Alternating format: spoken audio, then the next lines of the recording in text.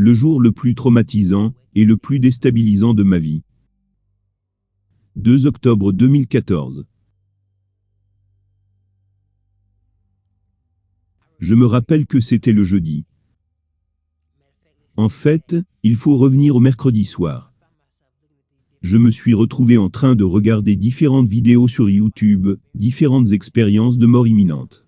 Et différentes vidéos qui me laissaient tellement effrayé. Et je regardais, et j'étais sidéré. Cela captivait mon attention. Et ça a commencé à me faire très peur. Je me demandais, mon esprit commençait à avoir de ces questions. Mon Dieu, cela est-il vraiment réel? Bien sûr, je ne pouvais pas comprendre, n'ayant jamais été dans cet endroit. Et donc, je me suis mis à prier. Je me rappelle que je marchais dans mon appartement. J'allais et venais, et demandais au Seigneur dans ma prière.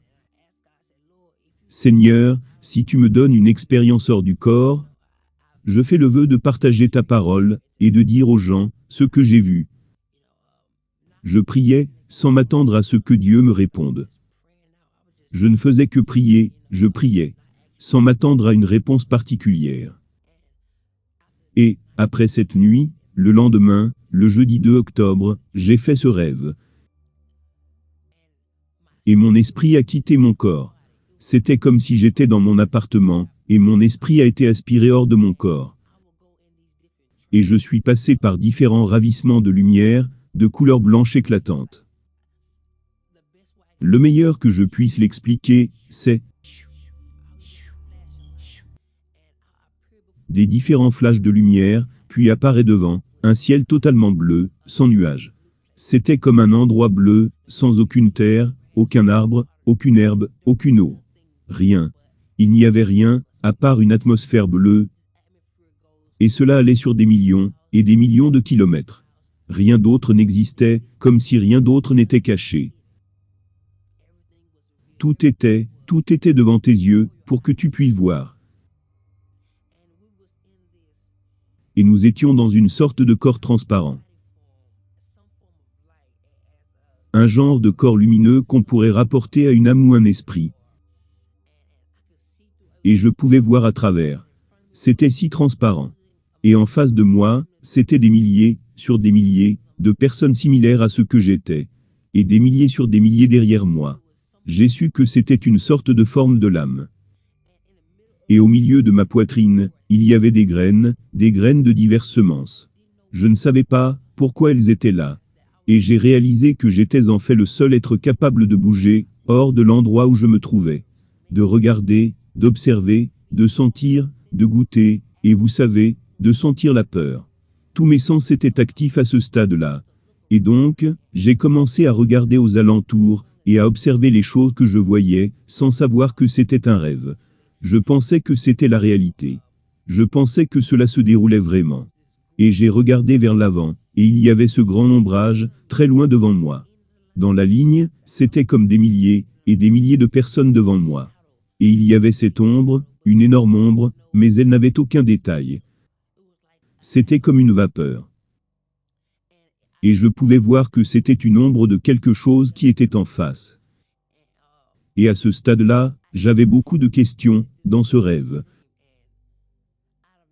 Puis venu de nulle part, j'ai entendu ces mots. Éloigne-toi de moi. Puis cet espace est juste embrasé, à un niveau que je ne peux pas qualifier. Du côté gauche de Dieu, de Jésus-Christ, ou comment vous l'appelez au jour du jugement, de son côté gauche à lui, il y avait un grand gouffre qui s'est ouvert. Et il y avait des pierres de feu. C'est comme quand tu prends un briquet, et que tu essaies de faire jaillir une flamme. Mais à la place du feu, c'était des pierres. Et elles jaillissaient de ce gouffre. Et quiconque à qui Dieu disait, « Éloigne-toi de moi », était englouti par ce gouffre. Et les flammes, et les pierres étaient si brûlantes que ça nous brûlait. Nous tous à l'extérieur de ce gouffre, le côté gauche de notre corps ou de notre forme. Ça nous brûlait, et tout le monde faisait ce geste. C'est comme quand tu dis à quelqu'un, ferme la porte, il fait très froid. C'est ainsi qu'était cette intensité.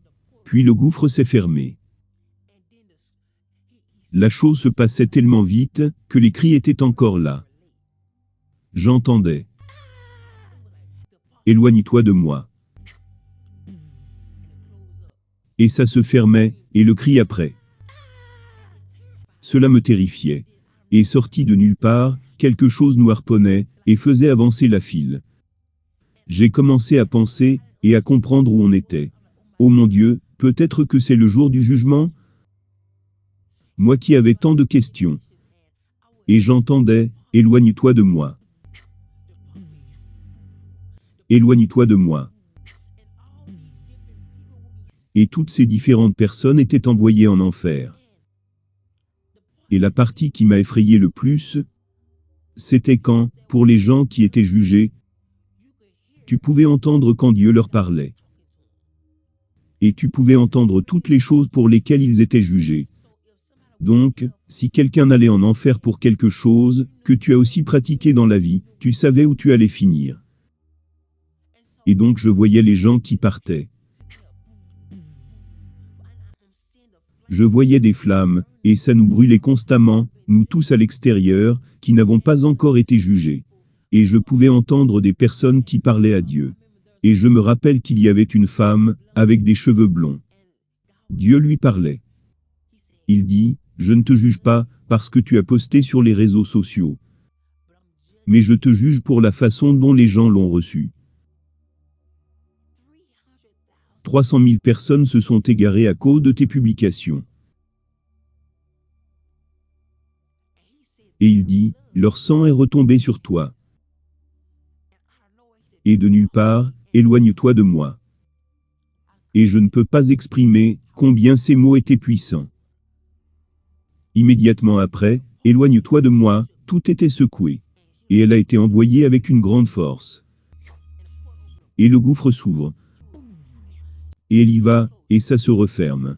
Et puis, le cri était si agonisant que cela me terrifiait. Les gens qui pratiquaient l'idolâtrie, la fornication, beaucoup de ces choses que je pouvais entendre, ces personnes qui étaient devant moi étaient terrifiées, parce que beaucoup avaient trempé dans les mêmes choses. Et ils ne se sont jamais repentis. Donc des milliers, et des milliers étaient jetés. Ils allaient dans ce gouffre tellement rapidement. Je n'ai jamais vu quelque chose d'aussi rapide. Et c'est arrivé au point où j'étais le prochain dans la file. Et il m'a appelé. Et il a commencé à me parler. Et gardez à l'esprit que toute notre vie tient dans sa main. Et tout ce que nous avons fait au cours de notre vie témoignera contre nous. Donc tu ne peux pas mentir, parce que ta vie témoigne. Elle dit, oui tu l'as fait. Tu as fait ceci, tu as fait cela à cette époque, oui tu l'as fait. Et au moment où Dieu me parlait, il y avait un grand écran. Comme si, quoi que Dieu dise, cela avait eu lieu. Et donc, il a commencé à me parler. Il a commencé à me raconter tout ce que j'aurais pu faire de mieux, et, à ce stade, j'étais comme, ok Seigneur, oui j'aurais pu faire ça en mieux, je l'ai pas fait. Donc il a commencé à me parler d'autre chose, et il a amené cette histoire, avec cette femme en particulier, et il m'a demandé pourquoi je ne lui ai pas pardonné, et il m'a donné son nom spécifiquement. Je ne vais pas le dire ici. Il m'a donné spécifiquement son nom, et j'ai su exactement de quoi il parlait. Il m'a demandé pourquoi je ne lui ai pas pardonné. J'ai répondu que je l'avais fait. Seigneur Dieu, je lui ai pardonné. Il a dit, eh bien, si tu lui as pardonné, quand tu l'as au téléphone, comment se fait-il que tu la traites, comme si cette situation se déroulait encore, et encore? Et j'ai dit, Seigneur Dieu, mais je lui ai pardonné. Et il dit, si tu lui as pardonné, pourquoi il y a toujours ces graines de semences sur ta poitrine? Je me regarde, et j'étais comme, oh mon Dieu. Donc ces choses, ce sont les graines de semences de ce que j'ai fait dans ma vie, les choses que je n'ai pas pardonnées. Donc il me parlait, et j'étais comme, oh mon Dieu. Et il m'a regardé et a dit, parce que tu ne lui as pas pardonné, je ne te pardonne pas certains de tes péchés. Et j'étais comme, oh mon Dieu. Et il a commencé à me dire beaucoup d'autres choses. Et il ne m'a pas encore dit une seule bonne chose, jusque-là. Et à ce stade, je commence à être terrifié, parce que mon esprit commençait à penser à cet endroit. J'imaginais combien ce feu brûlant sera déversé sur moi quand ce gouffre va être ouvert. Et donc, j'étais effrayé. Je ne sais pas comment expliquer à quel point j'étais terrifié. Les mots ne peuvent pas le décrire. Combien c'est terrible. Les mots ne peuvent pas décrire combien c'est terrifiant d'être face à face avec son Créateur.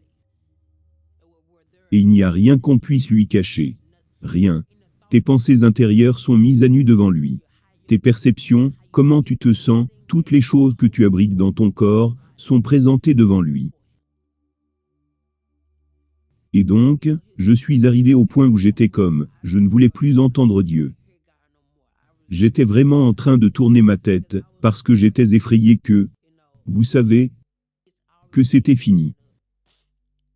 J'étais si effrayé. Et donc j'ai tourné ma tête.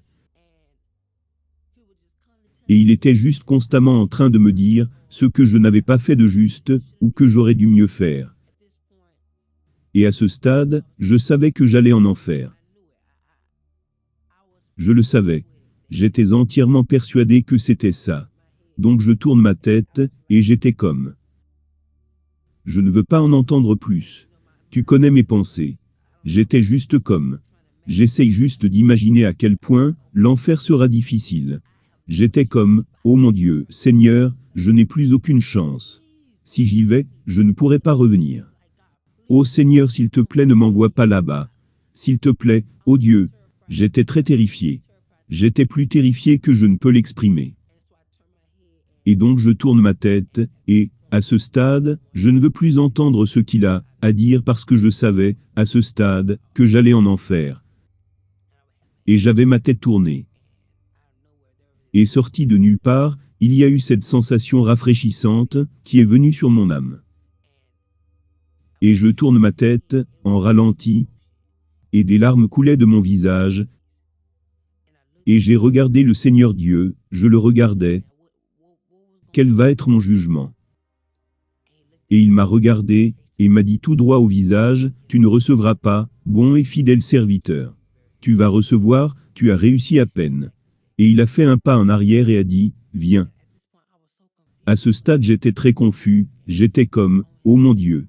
Et du côté droit de Dieu, le ciel s'est ouvert. Si doux, avec des lumières brillantes, des couleurs indescriptibles, des couleurs que je n'avais jamais vues dans ma vie. C'était tellement, tellement si beau, tellement incroyable. Et les couleurs explosaient à mesure qu'elles grandissaient. Elles grandissaient à mesure que le ciel s'ouvrait, si tendrement. Et je marchais dans cette direction, et, alors que je dirigeais ma main vers le portail, les doigts de ma main devenaient plus grands. Les doigts de ma main grandissaient, c'était comme si je grandissais. Comme si je grandissais dans un état de maturité, d'un corps glorifié. Et donc mes jambes aussi sont devenues plus grandes. Et tu pouvais voir à quel point j'étais devenu plus grand de l'autre côté. Et comment mon âme a été transformée dans un corps glorifié.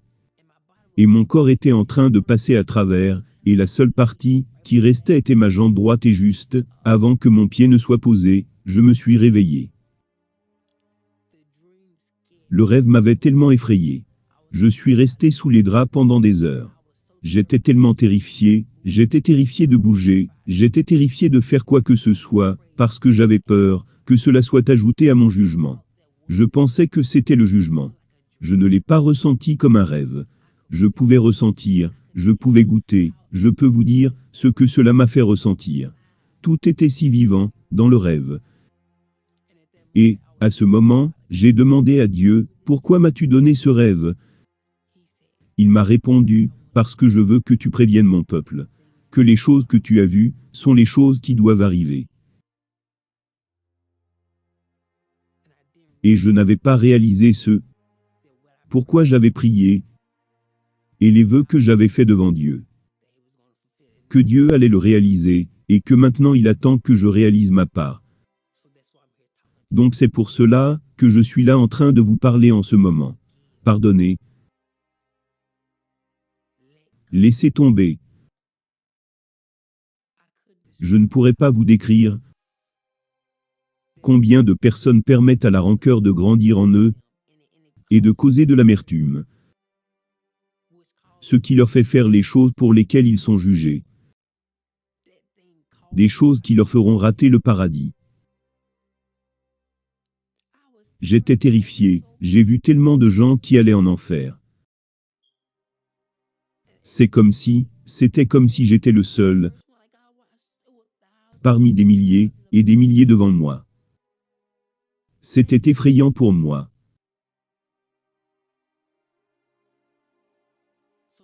Donc aujourd'hui, je vous encourage à vous réconcilier avec Dieu, à vous réconcilier avec votre entourage, vos ennemis, l'Église qui vous a fait attaquer des personnes à l'intérieur. Mettez les choses en ordre, car l'enfer n'est pas digne. Dieu m'a fait tellement peur dans ce rêve, mais je sais que c'est pour une raison. Donc aujourd'hui, choisissez l'amour. Acceptez Jésus-Christ comme votre Seigneur et Sauveur. Croyez qu'il est mort sur la croix pour vos péchés et mes péchés, et après qu'il soit mort, il est ressuscité le 3e jour. Croyez qu'il est le Fils de Dieu. Lisez les Écritures et appliquez-les dans vos vies, pour que lorsque Jésus reviendra, il ne voit pas votre chair, mais voit sa parole. Je vous y encourage aujourd'hui. Pardonnez, aimez et regardez comment Dieu va changer votre vie. Et merci d'avoir regardé. Soyez bénis. Cher ami, merci pour le temps passé sur cette vidéo. Nous espérons qu'elle vous a béni. Si vous désirez avoir une relation personnelle avec Dieu, à travers la personne du Seigneur Jésus-Christ, vous pouvez simplement faire la prière suivante, du plus profond de votre cœur. Dites, audiblement, Seigneur Jésus-Christ, je reconnais que je suis une personne qui a péché contre Dieu. Je reconnais que c'est par amour que tu es mort à ma place, à la croix du Calvaire, pour me sauver. Pardonne tous mes péchés. Viens dans mon cœur et réconcilie-moi avec Dieu. Je t'accepte aujourd'hui comme mon sauveur personnel et mon Seigneur. Amen. Si vous avez sincèrement fait cette prière, nous croyons que le Seigneur Jésus-Christ viendra à vous et vous guidera. Dieu vous bénisse. Amen.